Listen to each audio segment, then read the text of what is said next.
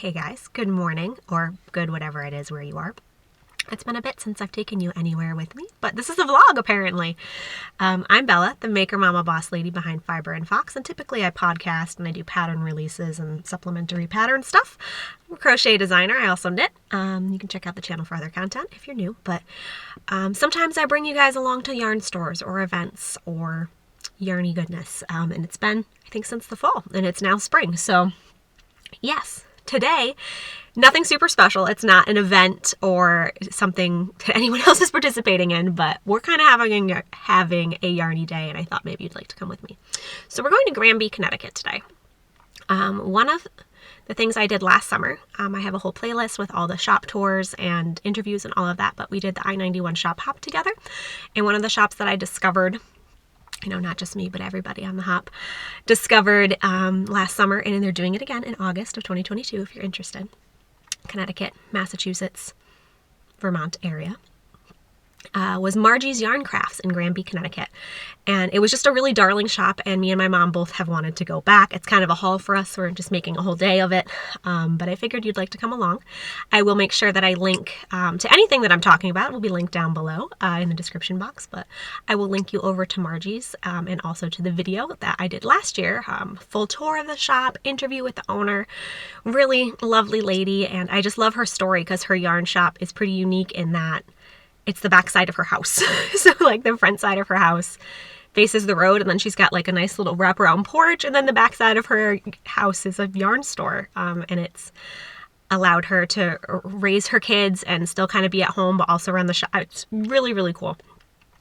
Just obviously someone with a lot of vision and drive to make that happen. So we've wanted to go back. So we're going there. And then we're also going to, it was supposed to be a pretty nice sunny day, but now it's like overcast and kind of funky, but we're doing it anyway because I need to get out of the house. But also in Granby, very close to the yarn store, is Enders State Park or State Forest. I'm not sure which one it is, but there's waterfalls, and it's a really easy walk. Sometimes to get to a waterfall, you have to haul through the woods, but this is like a quarter-mile walk downhill to get to a waterfall, and then there's some very simple trails and some like ramps and staircases, so it's very easy to go with kids, people of all ages. Not the most accessible by like stroller or wheelchair, but because of the staircases, but very, very simple walk if you want to see some gorgeous waterfalls.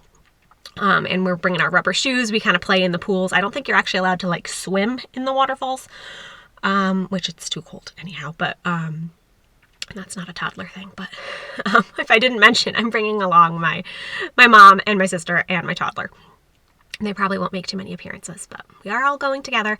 So we're going to hang out at the waterfall for a little bit as long as the weather allows us. And we're also going to stop at, there's a restaurant. It's got, one side is like a restaurant, the other side's ice cream store. It's, I think, all owned by the same people. The restaurant is the restaurant is Deep Roots Street Food, and it's got really fun, like, street food. So a whole bunch of different cuisines from different places, very kind of hipstery, a lot of vegetarian options. Really like it. We enjoy it a lot. So we're going to go there for lunch before we go to the state park. And then after the waterfall, usually it's nice on a really hot day to come back and get some ice cream at the ice cream shop, which is Grassroots. And it's one of the few places that we found that has some dairy-free options. My daughter's dairy-free, so that's always a treat when she can get ice cream and sprinkles and all of that. So that's what we're doing today. I thought you'd like to come along. I don't have like a shopping list as far as yarn or anything that I need, but I figured why not take you with us? And I haven't told Marji I'm coming or anything, so it's not going to be like a full-blown tour or interview or anything again, but I will give you a little peek in the yarn store. If I get anything, maybe I'll show you a haul, and yeah, come explore Granby with us for the day.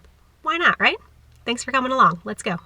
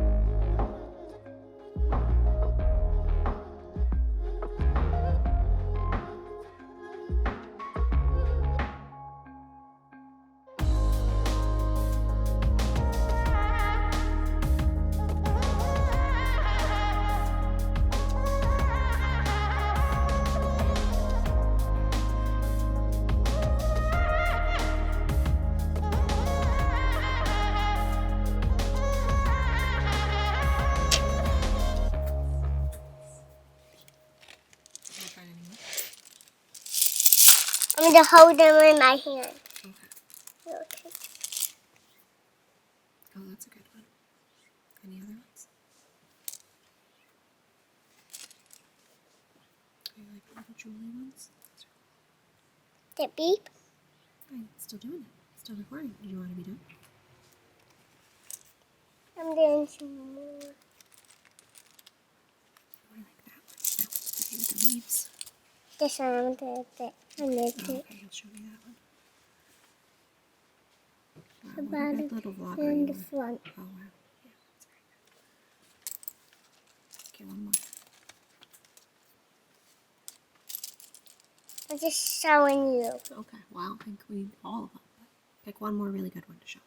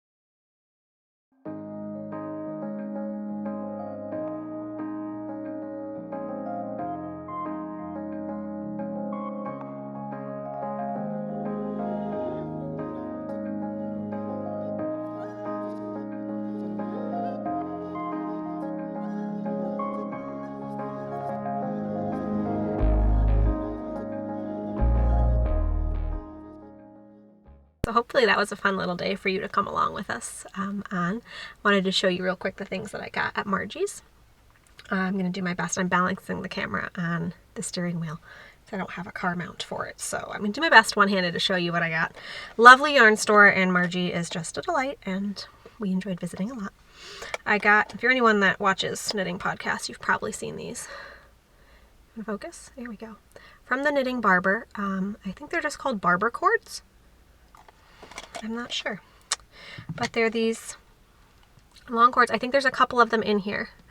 One is 60 inches and one is 30 inches. And they are little, like, it seems like such a gimmicky thing, but everybody that gets one says they're great. They're like a little, it's not going to focus, a little hollow tube.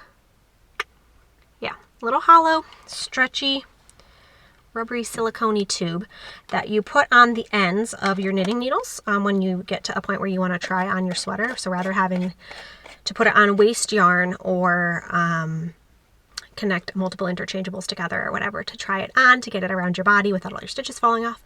Supposedly these work really great and like up to actually pretty large size needles, she was saying as well. So I got it in the color Mauve, which was kind of like a bright purple.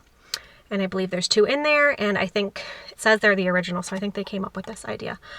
Yeah, and they're a newer item, so I'm interested to try these out.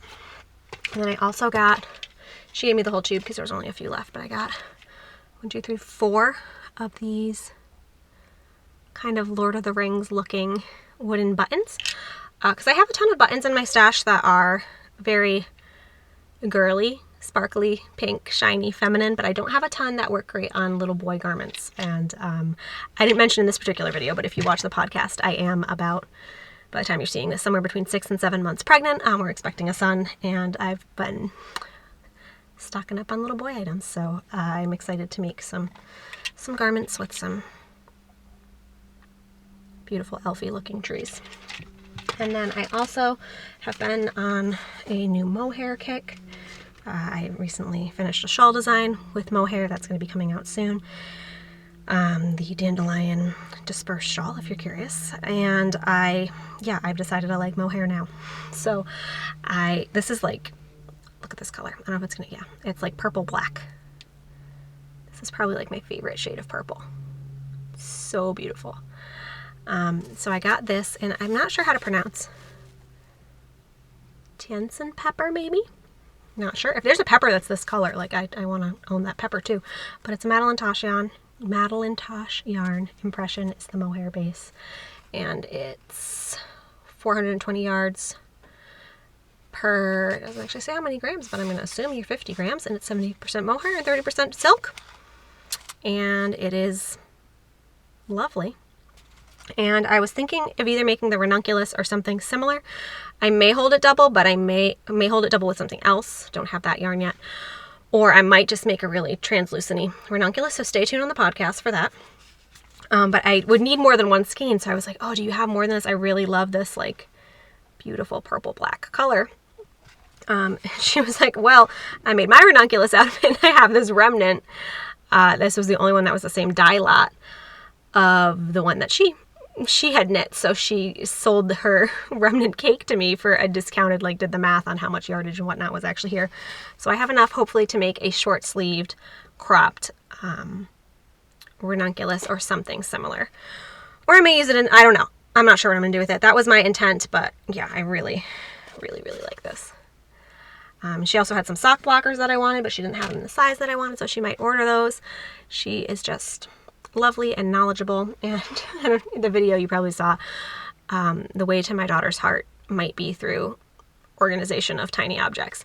So Marji pulled out this bin of miscellaneous buttons that she sells, and there's only a couple left of each, and she was just letting her go through the buttons, touch all the buttons, sort the buttons, and she told her she could pick one out. So she picked out this cat button, which I don't know how to adhere to something without sewing through its eyes, which would be kind of upsetting for the poor little kitty. But yeah, kind of creepy, but it's the one that my daughter wanted. So it was a very delightful day. A little chilly for the waterfall, and the ice cream, they only had one dairy-free flavor, but if you put sprinkles on it, my kid's happy. So it was all good, and I hope you enjoyed our little trip to Granby, and I'll bring y'all along soon to other yarn stores and the like. Thank you for coming with me, and check out the podcast and other regularly scheduled content for a better idea of fiber and fox. Thanks, guys. See you next time.